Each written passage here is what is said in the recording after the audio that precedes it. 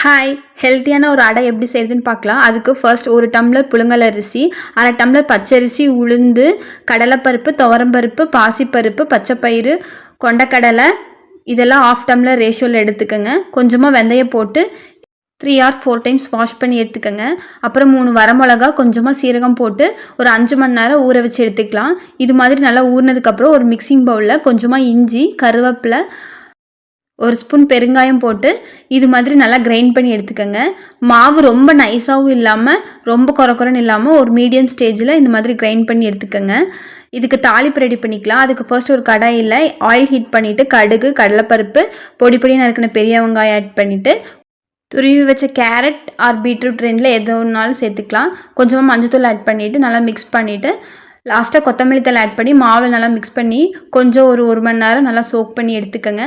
இதுக்கு side by side தேங்காய் chutney ready பண்ணிக்கலாம்.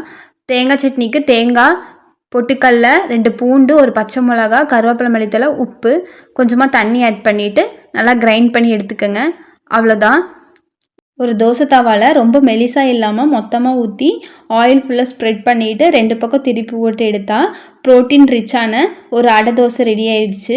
இதில் நிறைய விதமான ப்ரோட்டீன்ஸ் இருக்குங்க. இந்த மாதிரி ஹெல்த்தியாக உங்கள் வீட்டில் இருக்க குழந்தைங்களுக்கு செஞ்சு கொடுத்து எப்படி இருக்குன்னு கமெண்டில் சொல்லுங்கள். இது மாதிரி மோர் இன்ட்ரெஸ்டிங் வீடியோ பார்க்குறதுக்கு நம்ம தேவி சமையலை மறக்காமல் சப்ஸ்கிரைப் பண்ணிக்கோங்க.